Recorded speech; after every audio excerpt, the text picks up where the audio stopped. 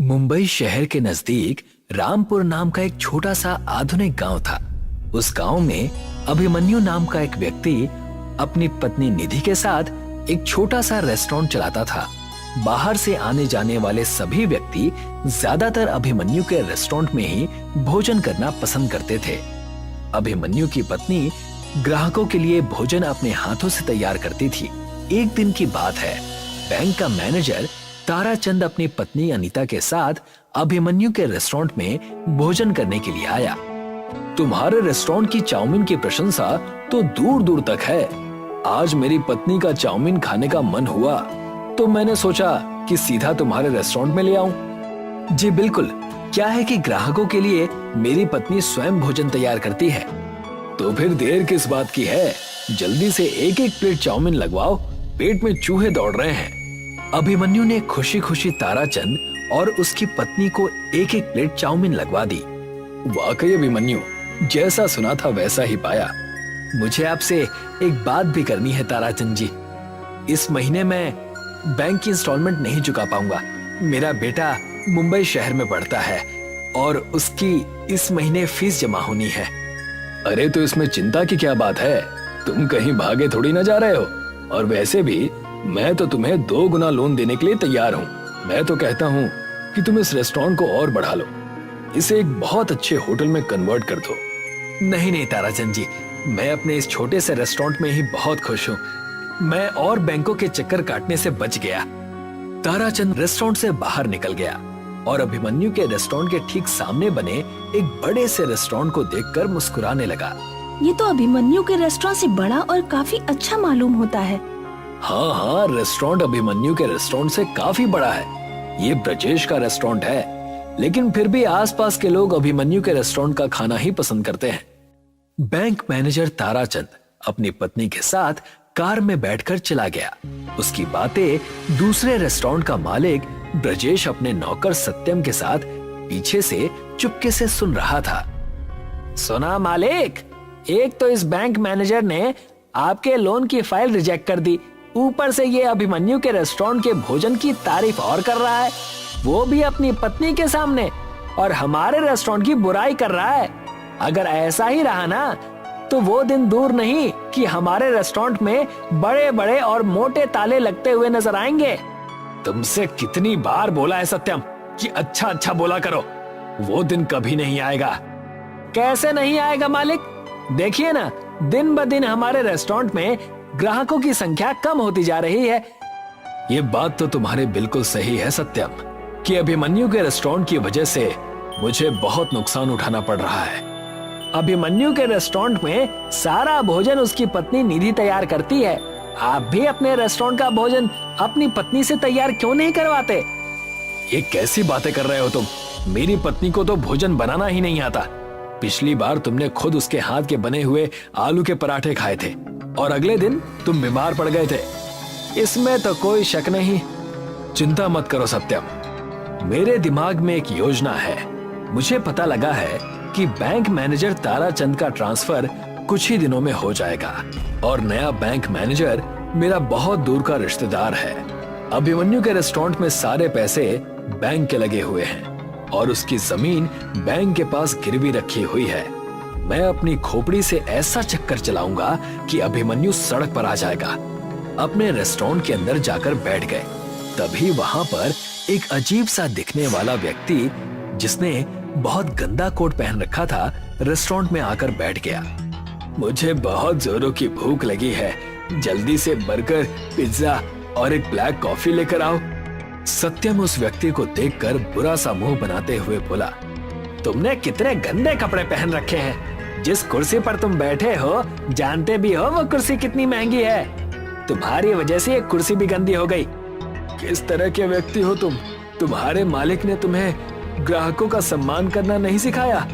तुम्हें पता नहीं ग्राहकों से किस तरह से बात की जाती है? हाँ, मुझे सिखाया है, मुझे सब पता है ग्राहकों से कैसे बात की जाती है। ग्राहक भी तुम्हारे जैसे गंदे कपड़े पहनकर इतने आलीशान और अच्छे रेस्टोरेंट में नहीं आते। बस बहुत हो गया, अब तुम मेरा अपमान कर रहे हो। देखो, तुम मुझे नहीं जानते मैं कौन हूँ, और हाँ, किसी भी व्यक्ति के कपड़ों से उसके व्यक्तित्व का अंदाजा नहीं लगाया जा सकता। कभी कभी आंखों के सामने नजर आने वाला सच भी सच नहीं होता। लगता है कोई पुरानी घिसी पिटी हिंदी पिक्चर देखकर आए हो तुम। तभी वहां पर ब्रिजेश आ गया। क्या हुआ सत्यम, क्या बहसबाजी हो रही है? देखिए ना मालिक, इस व्यक्ति ने कितने गंदे कपड़े पहन रखे हैं। इसके कोट की हालत देखिए, ऐसा लगता है जैसे कि सालों से कोट की धुलाई ही नहीं हुई है। ऊपर से ये व्यक्ति आपके ऊपर आरोप लगा रहा है। मेरे ऊपर आरोप लगा रहा है? मैं कुछ समझा नहीं। बोल रहा है कि तुम्हारे मालिक ने तुम्हें ग्राहकों से बात करने की तमीज नहीं सिखाई। हाँ तो क्या गलत बोल रहा हूँ मैं? तुम्हारा नौकर मेरा ऑर्डर लेने की बजाय मेरे कपड़ों को देख रहा है। इस रेस्टोरेंट में तुम्हारे जैसे गंदे दिखने वाले व्यक्ति नहीं आते। मेरे नौकर ने बिल्कुल सही कहा। मुझे भी शक है कि तुम्हारी जेब में पैसे होंगे या नहीं। तुम्हारी जगह यहाँ नहीं है, वो सामने वाले उस रेस्टोरेंट में है। जाओ, जाकर वहीं बैठो। ब्रिजेश की बात सुनकर वो व्यक्ति क्रोधित होकर उठकर खड़ा हो गया और सीधा अभिमन्यु के रेस्टोरेंट में जाकर बैठ गया। जी, क्या लेंगे आप? मुझे एक चीज बर्गर और बढ़िया सी ब्लैक कॉफी। जी, अभी लगवाता हूँ। अभिमन्यु ने तुरंत उस व्यक्ति का ऑर्डर लगवा दिया। वो व्यक्ति बर्गर और ब्लैक कॉफी पीकर बहुत खुश होकर बोला, वाकई मैंने तुम्हारे रेस्टोरेंट की प्रशंसा सुनी थी। लोग तुम्हारे रेस्टोरेंट की बिल्कुल सही प्रशंसा करते हैं और तुम्हारी ब्लैक कॉफी पीकर तो मुझे मजा आ गया। जी, बहुत बहुत धन्यवाद। इतना कहकर वो व्यक्ति अपनी जेब टटोलने लगा। कुछ देर बाद वो अभिमन्यु की ओर देखकर बोला, मुझे माफ करना यंग मैन, मैं अपना वॉलेट घर पर ही भूल आया। कोई बात नहीं, जब आपकी मर्जी हो आप आकर पैसे दे जाना। तुम तो वाकई बहुत अच्छे इंसान हो। एक तुम हो और एक तुम्हारा पड़ोसी, जिसमें ग्राहकों से बात करने की तमीज भी नहीं है, और मैं तुम्हारे स्वभाव से बहुत प्रसन्न हूँ। इतना कहकर उस व्यक्ति ने एक छोटा सा चमकने वाला हीरा अभिमन्यु को पकड़ा दिया। ये तो डायमंड है, ये आप मुझे क्यों दे रहे हैं? नहीं, ये डायमंड नहीं है बेटा, ये एक गैजेट है। कुछ समय के बाद हो सकता है कि तुम्हें इसकी आवश्यकता पड़े। इसे अपने पास संभाल कर रखना। अगर जीवन में कभी दोबारा मुलाकात हुई तो मैं तुम्हें अपने बारे में जरूर बताऊंगा। इतना कहकर वो व्यक्ति वहां से चला गया। उसके जाते ही निधि अभिमन्यु से बोली, कौन था ये?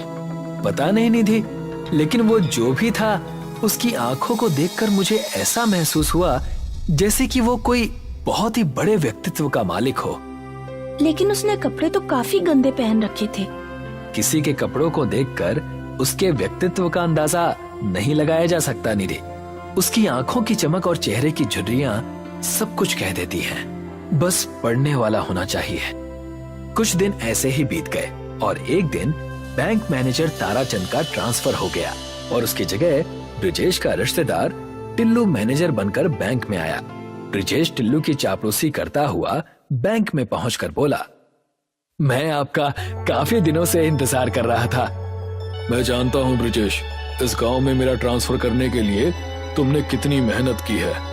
आपके जैसा ईमानदार बैंक मैनेजर आज के दौर में कहाँ है। तुम कहना क्या चाहते हो?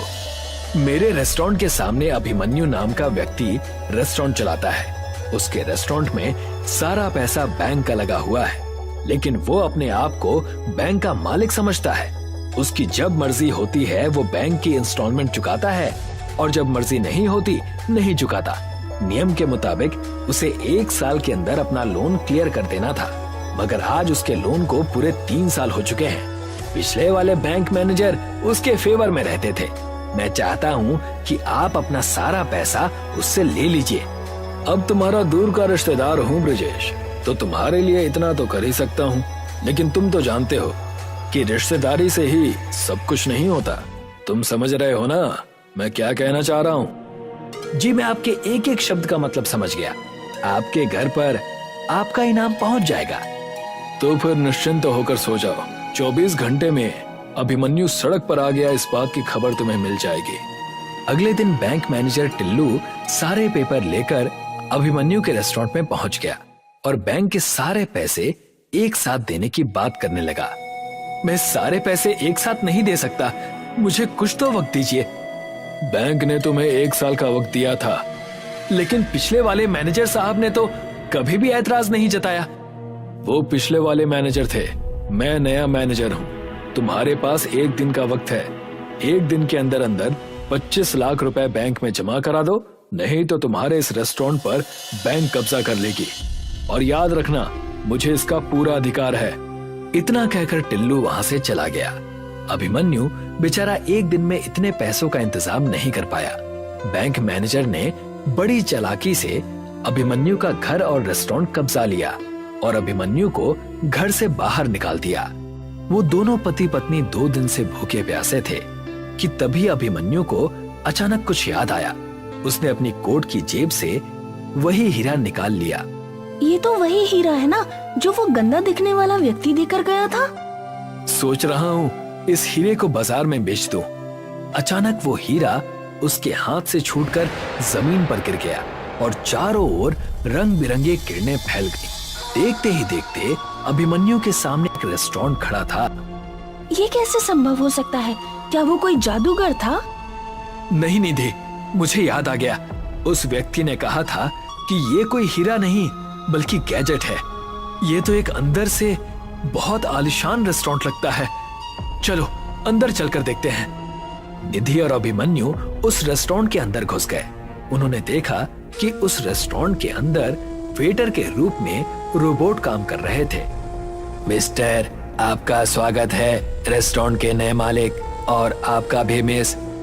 अभिमन्यु खुशी से चीखते हुए बोला, ये तो कमाल हो गया निधि। बोलिए मालिक, इस रेस्टोरेंट को कहां पर लेकर चलना है? क्या मतलब? इस रेस्टोरेंट को आप अपनी मर्जी से जहां चाहे ले जा सकते हैं। ये आपका हर आदेश मानेगा। मैं समझ गया, ये एक नई तकनीक से बना हुआ रेस्टोरेंट है। ये विज्ञान का चमत्कार है। मैं समझ गया, वो व्यक्ति बहुत बड़ा साइंटिस्ट था। उस दिन के बाद अभिमन्यु और उसकी पत्नी उसी चलने वाले रेस्टोरेंट में घर घर जाकर सेवा देने लगे। कुछ ही महीने में अभिमन्यु के चलने वाले रेस्टोरेंट का नाम पूरे गांव और आसपास के शहरों में प्रसिद्ध हो गया। अब किसी को भी कुछ भी खाने की जरूरत होती तो अभिमन्यु का रेस्टोरेंट चलकर उसके पास पहुंच जाता। अभिमन्यु ने कुछ ही महीने में बैंक की सारी रकम चुका दी। कुछ कीजिए मालिक, आपने तो उसे सड़क पर ला दिया था, मगर वो तो सड़क पर चलने वाला ही रेस्टोरेंट ले आया। मेरी भी कुछ समझ में नहीं आ रहा सत्यम कि ये चमत्कार हुआ कैसे। पहले तो मेरे रेस्टोरेंट में फिर भी 1-2 लोग आ जाते थे, अब तो उन्होंने भी आना बंद कर दिया है। कौन सी भूल में बैठे हैं मालिक? आपके रेस्टोरेंट में पिछले 2 महीने से कोई ग्राहक नहीं आया। मैं ही बैठा हुआ मक्खियां मार रहा हूँ। चिंता मत करो, मैं आज इस अभिमन्यु का किस्सा ही समाप्त कर दूंगा। आप क्या करेंगे मालिक? मैं उस रेस्टोरेंट को बम से उड़ा दूंगा। सुना है कि जिसको जरूरत होती है वो रेस्टोरेंट स्वयं वहां पहुंच जाता है। इस बार उस रेस्टोरेंट को तुम अपने घर के पास बुलाना, उसके बाद वहीं पर ये सारा खेल खत्म कर देंगे। ब्रिजेश के कहने पर सत्यम ने उस रेस्टोरेंट को अपने घर के पास बड़ी चालाकी से बुला लिया। ब्रिजेश और सत्यम चुपके से उस रेस्टोरेंट में घुस गए। ब्रिजेश के हाथों में एक बड़ा सा बम था, मगर अचानक रेस्टोरेंट में सायरन बजने लगे और एक रोबोट की सेना ने ब्रिजेश और सत्यम को घेर लिया। तुम्हारे हाथों में बम है, ये कैसे संभव है? तुम्हें कैसे पता चला? तभी वहां पर अभिमन्यु और निधि आ गए। मुझे तुमसे ऐसी ही उम्मीद थी ब्रिजेश कि तुम ऐसी ही गिरी हुई घटिया हरकत करोगे। अभिमन्यु ने इतना कहा ही था कि तभी वहां पर वही गंदा सा दिखने वाला व्यक्ति जो अब बहुत साफ सुथरे कपड़े पहना हुआ था, मुस्कुराता हुआ आया। मुझे देखकर तुम लोग इस तरह से हैरान मत हो। मेरा नाम प्रोफेसर हॉकिंस है। मैं एक बहुत बड़ा साइंटिस्ट हूँ। दरअसल इस चलने वाले रेस्टोरेंट को बनाने में मुझे काफी साल लग गए। उस दिन मैं इस प्रयोग में सफल हो गया था और खुशी के मारे मैं अभिमन्यु के रेस्टोरेंट में कुछ खाने के लिए आया था, मगर बाहर मैंने ब्रिजेश की और उसके नौकर की बातें चुपके से सुन ली थी। मैं समझ गया कि ये अभिमन्यु के लिए आने वाले फ्यूचर में कोई ना कोई मुसीबत खड़ी जरूर करेंगे। लेकिन तुम चिंता मत करो, ये अब तुम्हारा ही रहेगा। मैं इस जैसे और गैजेट्स बना लूंगा। पुलिस ने सत्यम और ब्रिजेश को अरेस्ट करके जेल भेज दिया। अभिमन्यु के पास आज भी वो चलने वाला रेस्टोरेंट मौजूद है।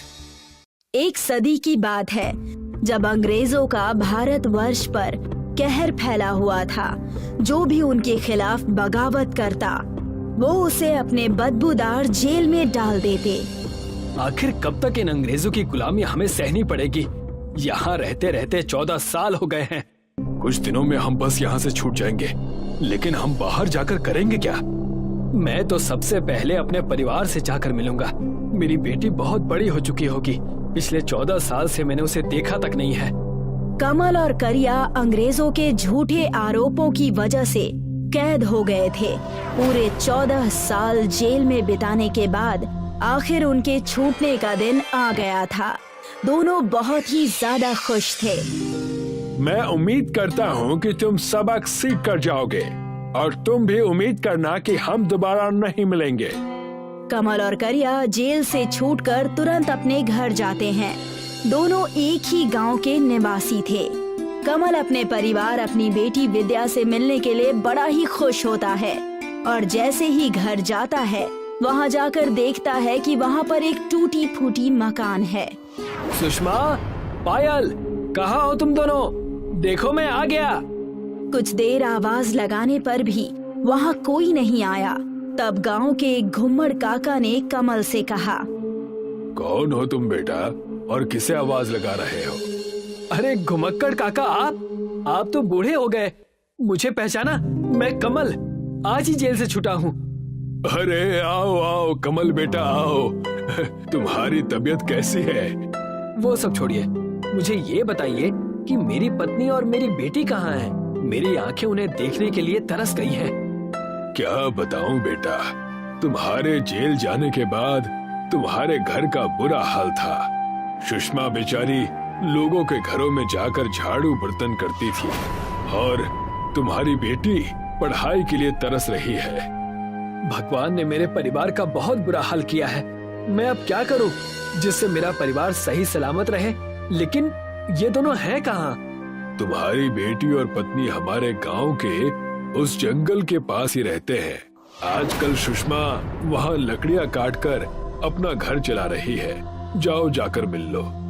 चाचा की बात सुनते ही कमल अपने परिवार से मिलने जंगल की तरफ चला गया और वहां जाकर अपने परिवार को बुरी स्थिति में देखकर उसके आंखों से आंसू बहने लगे।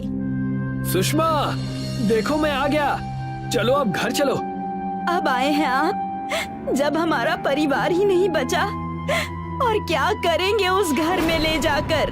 वहाँ ना तो कुछ खाने को है और ना ही रहने के लिए कुछ बचा है। तुम उसकी चिंता मत करो और मेरे साथ चलो, और पायल को भी साथ ले लो। नहीं पिताजी, मुझे तो आपको पिताजी कहने में भी शर्म आती है। सबने हमें ताने मार मार कर ये हालत कर दी हमारी। अब आप मुझसे तभी मिलने आना जब आप काबिल बनकर लौटना। कमल अपने परिवार को बिखरता हुआ देख चुका था। वो वहाँ से चुपचाप मायूस होकर चला जाता है और सारी बातें करिया को बताता है। मैं जानता हूँ दोस्त, हम देश के लिए जेल गए और देश आज हमारा ये हाल कर रहा है। क्यों ना हम नौकरी ढूंढे? कहीं ना कहीं कोई ना कोई छोटा मोटा काम हमें मिल ही जाएगा। कमल और करिया कई जगह काम मांगने जाते हैं, लेकिन उनके जेल जाने की वजह से उन्हें कहीं भी कोई काम नहीं मिलता। पूरा कस्बा गांव सब छान मार लिया, कहीं कोई काम नहीं है। चलो वहाँ देखें, वहाँ एक भोजनालय नजर आ रहा है। जाकर देखते हैं, कहीं वहाँ कुछ काम लायक मिल जाए। कमल और करिया वहाँ जाकर काम मांगने की कोशिश करते हैं। तब वहाँ की मालकिन उनसे कहती है, चले जाओ यहाँ से। तुम चोरों का क्या भरोसा? कहीं मेरे ही यहाँ कोई लूटपाट कर दी तो? चले जाओ यहाँ से। करिया और कमल वहाँ से भी निराश होकर चले जाते हैं।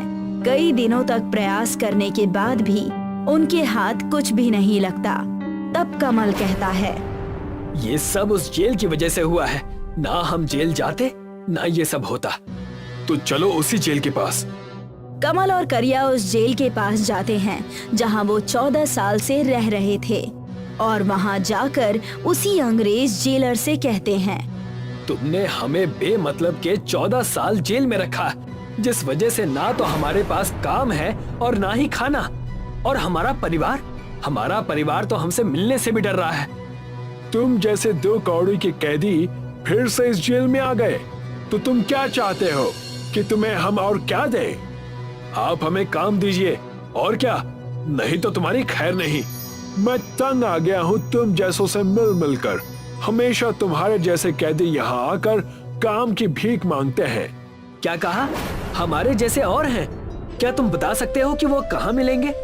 खुद जाकर देख लो, मैं तुम्हारा नौकर नहीं हूँ। कमल और करिया सारे बेरोजगार जेल कैदियों को ढूंढने लगे।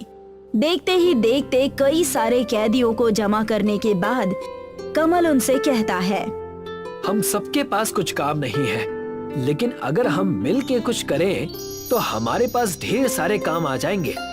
लेकिन कमल भाई, हम करेंगे भी क्या? ना तो हमें कुछ आता है और ना ही कुछ सामान है करने के लिए। बिल्कुल, हमें तो समाज ने भी ठुकरा दिया है। इन सब के बीच अब नया क्या करें? तुम सब बस खाना खाना जानते हो क्या? उसके अलावा कुछ भी नहीं? लानत है तुम सब पर। लेकिन ये खाना बनाना भी जानता है। खाने पीने से याद आया कि हम एक होटल खोल सकते हैं, जिसे हम सब लोगों को खाना खिलाकर पैसे कमा सकें। नहीं, ये सब नहीं करना, मैं इस चीज में नहीं हूँ। कमल भाई, हम कुछ राशन उधार लेकर अपना होटल खोल सकते हैं। हमें बस अच्छी जगह की तलाश है। जगह की चिंता मत करो, मेरे गांव का घर किस दिन काम आएगा। हम कल ही वहां पर जेल होटल खोलेंगे। सारे जेल के भाई बंधु उस होटल को चलाएंगे। करिया और कमल ने मिलकर कमल के घर को एक जेल जैसे रेस्टोरेंट में तब्दील कर दिया, जो गांव के बिल्कुल पास में ही था। सारे कैदी गांव-गांव जाकर अपने जेल रेस्टोरेंट का प्रचार करने लगे। देखते ही देखते कुछ समय बीत चुके थे। कमल का जेल रेस्टोरेंट चलने लगा था। कमल और उसके साथी कैदियों की मेहनत रंग ला रही थी। भाई साहब, क्या आप मुझे आलू का पराठा और सरसों की सब्जी देंगे? हाँ बिल्कुल, मिलेगा ना।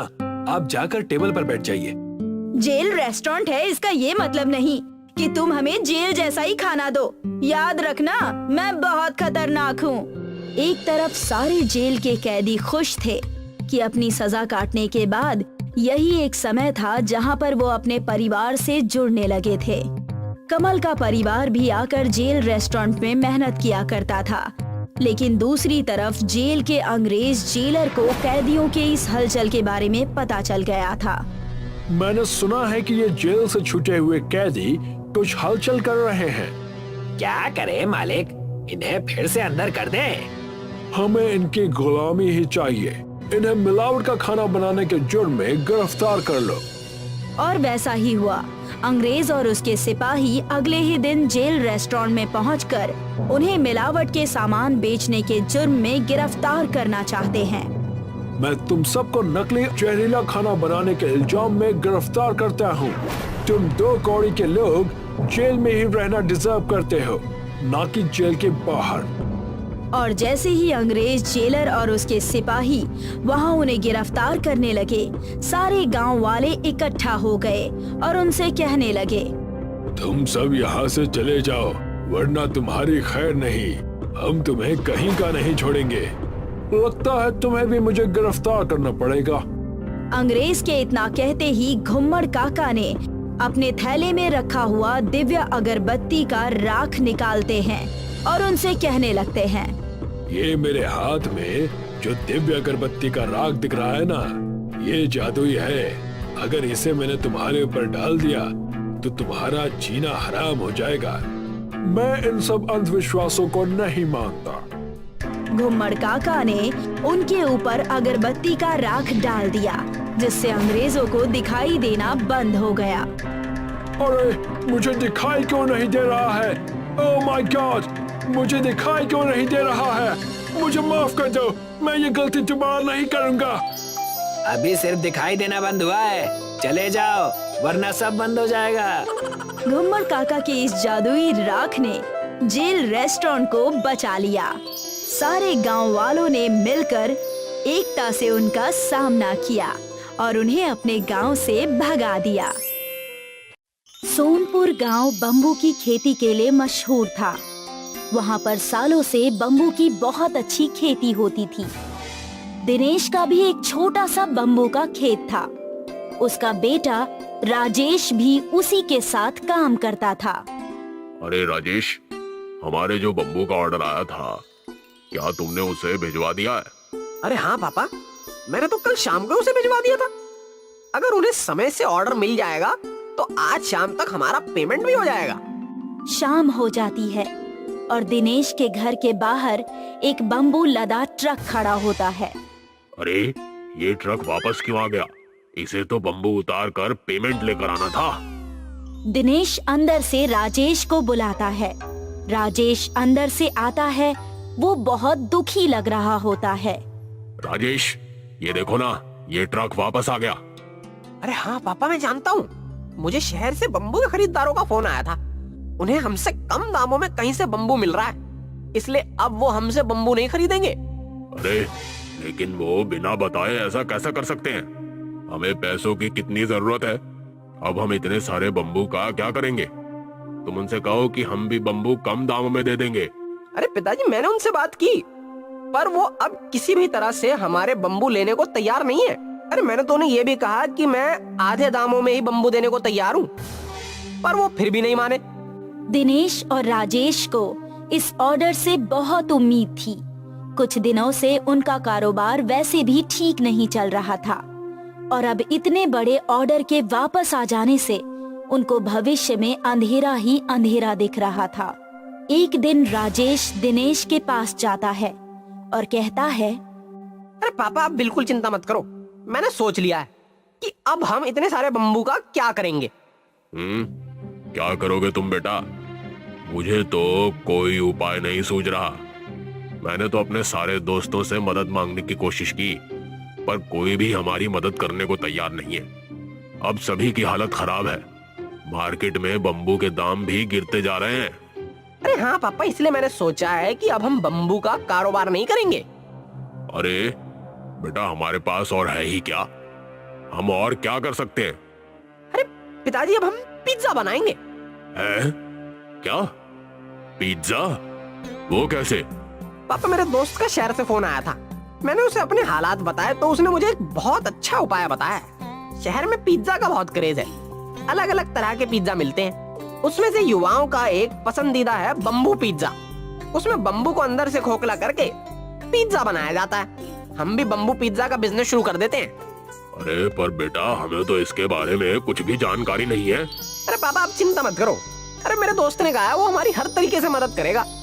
राजेश दिनेश के साथ मिलकर बम्बू पिज्जा बनाने की सारी तैयारी करता है और फिर धीरे धीरे बम्बू पिज्जा बनाना सीख जाता है। उसके बाद वो तय करता है कि वो एक दुकान बनाएगा। राजेश और दिनेश मिलकर बम्बू से अपना एक छोटा सा होटल बनाते हैं और उस होटल के दरवाजे से लेकर खिड़कियां, टेबल, कुर्सी सब कुछ बम्बू से बना होता है। शुरू में तो उनके होटल में कोई भी नहीं आता था, पर एक दिन कॉलेज के 2 लड़के उनके होटल में आते हैं। अरे भाई वाह सुरेश, देख कितना मस्त होटल है। ये तो पूरा बम्बू से बना हुआ है और यहाँ लिखा है हमारी स्पेशलिटी है बम्बू पिज्जा। चलो तो अब हम भी बम्बू पिज्जा ट्राई करके देखते हैं। हाँ, मैं ऑर्डर करता हूँ। सुरेश और विवेक 2 बम्बू पिज्जा का ऑर्डर करते हैं। अरे विवेक, तूने ध्यान दिया कि यहाँ पर सारे कुर्सी टेबल भी बम्बू से बने हुए हैं और देख बम्बू से सजावट भी कितनी अच्छी की है यार। आज प्लास्टिक के जमाने में ये इको फ्रेंडली होटल तो बहुत अच्छा है। इस तरह से हम सबको इको फ्रेंडली चीजों का इस्तेमाल करना चाहिए। मैं इस होटल के मालिक से बात करता हूँ कि उन्हें ऐसी होटल बनाने की प्रेरणा कहाँ से मिली। विवेक और सुरेश दिनेश को बुलाकर उससे सवाल पूछते हैं। अरे सच में आपका होटल तो बहुत अच्छा है। आपने ये सब कैसे किया? दिनेश उन दोनों को अपनी पूरी कहानी बताता है। विवेक और सुरेश को दिनेश की ये कहानी बहुत अच्छी लगती है। क्या आपका बिजनेस ठीक चल रहा है? क्या आप मुनाफे में हैं? देखिए, अभी तो हम मुनाफे में नहीं चल रहे, पर मैं पूरी उम्मीद करता हूँ कि आगे चलकर हमें मुनाफा जरूर होगा। हाँ, आप बहुत अलग कर रहे हो। आपको मुनाफा जरूर होगा। हम आपकी मदद करना चाहते हैं। हमारा एक YouTube चैनल है जिस पर हम नई नई चीजें डालते हैं। अगर आप इजाजत दें तो हम आपके होटल के बारे में अपने YouTube चैनल पर डालना चाहते हैं और Instagram पर भी। इस तरह से और भी लोगों को और कॉलेज के स्टूडेंट्स को आपके होटल के बारे में पता चलेगा और आपको प्रसिद्धि मिलेगी। सुरेश और विवेक वहाँ का बम्बू पिज्जा खाते हैं। दोनों को वो बहुत ज्यादा पसंद आता है। दोनों अपने कॉलेज के फ्रेंड्स के लिए भी 10 बम्बू पिज्जा पैक करवा लेते हैं। उसके बाद अगले दिन वो अपनी पूरी टीम लेकर उनके होटल की एक अच्छी सी वीडियो बनाते हैं और बम्बू पिज्जा बनाने वाले की रेसिपी को भी शूट करते हैं। उसके बाद वो उसे अपने YouTube पर डाल देते हैं। अरे तुम लोग हमारी मदद करने की कोशिश कर रहे हो। अरे मैं इसके लिए तुम्हारा बहुत बहुत आभारी हूँ। अरे नहीं अंकल, ऐसी नई चीजों को प्रमोट करना ही तो हमारा काम है। आज के जमाने में युवाओं को ऐसी इको फ्रेंडली और पर्यावरण के लिए हानि ना पहुंचाने वाली चीजों की बहुत जरूरत है। इन वीडियो से हमें जो भी फायदा होगा वो हम आपको दे देंगे। अरे विवेक, देखो बम्बू पिज्जा की रेसिपी पर तो एक ही घंटे में 1 लाख व्यूज आ गए भाई। 10,000 लाइक और 1000 कमेंट भी हैं। ये तो अभी तक हमारे चैनल की सबसे पॉपुलर वीडियो बन गई है। अब इस इको फ्रेंडली बम्बू होटल के बारे में बहुत से लोग जान जाएंगे। अंकल, अब आप फेमस होने वाले हो। इस तरह से बाप और बेटे के द्वारा शुरू किया गया बम्बू होटल फेमस हो जाता है। फिर वो धीरे धीरे मिलकर और भी शहरों में अपने ब्रांचेस खोलते हैं और इको फ्रेंडली बम्बू होटल और पिज्जा को पूरे देश में फेमस करते हैं।